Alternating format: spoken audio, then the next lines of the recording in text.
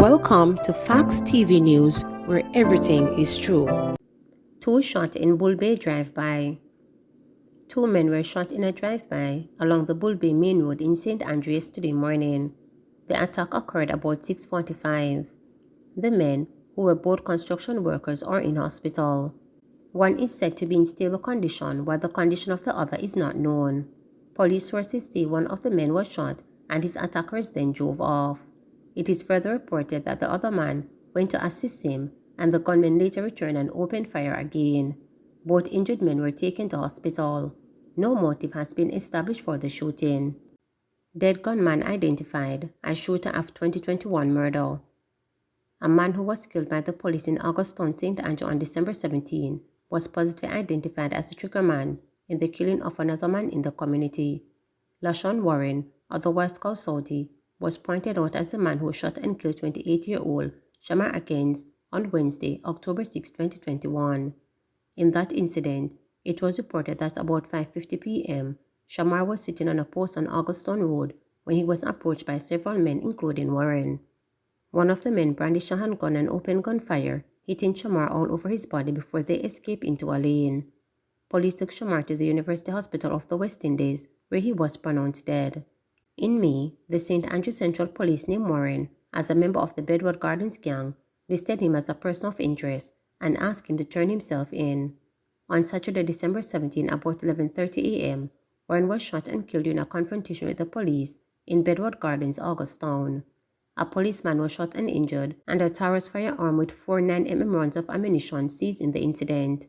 An eyewitness in Shamar's murder identified Warren as the man who shot and killed the now deceased. Cops probe Negril hip strip shooting. A 35-year-old Westmoreland man was shot and injured on a section of the popular tourism hip strip off Norman Manley Boulevard in Negril in the parish on Wednesday night. Police sources have confirmed that there was a shooting but have declined to give any details. Information reaching reporters is that the incident occurred shortly after 9 p.m. The information indicated that the man was on the roadway purchasing food when a motorcycle with 2 men rode up. The pillion disembarked and opened gunfire at the man, sending several people scampering. The gunmen then went back on the bike and fled the scene. The injured man, who was reportedly shot in the head, was assisted to hospital where he was admitted in serious condition. Firearm components seized in Westmoreland. The components of a firearm were seized by the police in Tank Hill District, Negril, Westmoreland on Wednesday, December 28. One man was taken into custody pending further investigations. Reports are that about 8:20 p.m., a team conducting operations in the area searched the premises. The firearm parts were found outside submerged in a liquid substance. The investigation is ongoing. Man killed during fight at Burger King car park. A man was killed and 2 others injured following an incident at the Burger King car park on Barbican Road, St. Andrew, Thursday morning. The deceased man has been identified as Akeem Morgan, 28, a carpenter from Confidence View, St. Andrew. The injured men include a 23-year-old student and a 28-year-old laborer. Reports reaching reporters indicate that about 6:50 a.m., Morgan and 2 injured men were occupants of a black Toyota Nova using the Burger King drive-thru when an argument developed between them and men in a grey Nissan Tiida. The men in the Nissan Tiida were joined by men in a white BMW. The argument turned into a physical confrontation. Knives and machetes were brought into play, and during the visit, Morgan and the 2 men were injured. The injured men were rushed to the University Hospital of the West Indies, where Morgan was pronounced dead. The 2 others were admitted in serious condition. Pele's funeral to take place on Monday in Santos. The stadium where the great Pele played some of the best games of his career will host his funeral on Monday and Tuesday. Santos, the club where Pele played in Brazil, indicated in a statement that the public will be able to say their goodbye on the outskirts of the Sao Paulo. His casket is to be carried through the streets of Santos, the coastal city where his storied career began, before burial. Santos said the coffin with the 3-time world champion will leave the hospital in Sao Paulo on Monday morning and will be placed in the central circle on the stadium field. Pele died on Thursday after a long battle with cancer. He was 82 years old.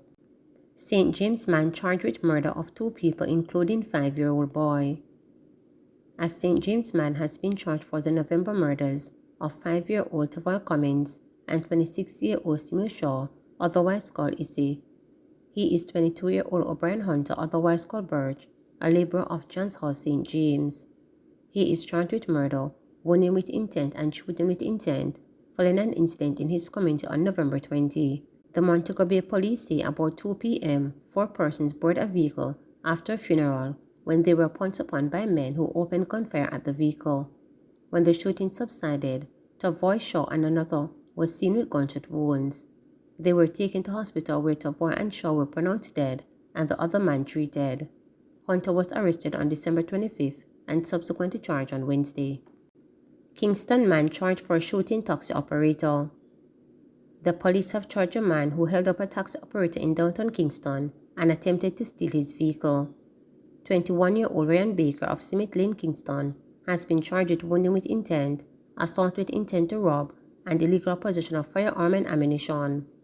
The Central Police say about 8:15 p.m., Baker was a passenger in the complainant's taxi when he pulled a firearm and demanded the vehicle. The vehicle crashed into a utility pole. Baker then shot the complainant and escaped. A report was made to the police, and Baker was arrested at his home during an operation on Wednesday. He was subsequently charged. NHD warns of possible scams as it prepares to refund 2015 contributions.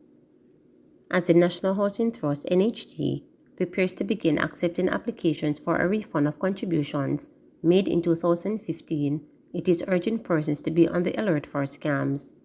Eligible contributors are being reminded that applications for 2015 contributions refund are being accepted as of January 2023 and that these must be made online. Customers may apply for their refund via the NHD website www.nhd.gov.jm and via the mobile app NHD Online. In addition, the NHD says it will be extending the cash refund grant to eligible public sector workers for the upcoming year, 2023. However, the NHD is reminding persons to be on the lookout for scams from individuals purportedly to be its representatives.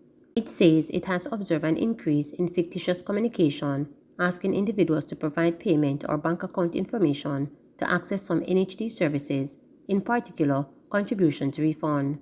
It says these are not affiliated with the NHD and are fake. Tips to keep your account and information safe. Always use the NHD mobile app or the official NHD website when making an application. Beware of messages with false urgency seeking to persuade immediate action. Check the URL for website links and email addresses of all communication received before responding or taking action. The NHD will never ask you to provide payment information via links in emails.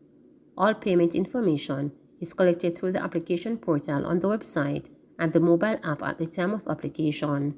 If you receive correspondence you think may not be from the NHD, please report it. Please remember to subscribe, like, share, and click the notification bell.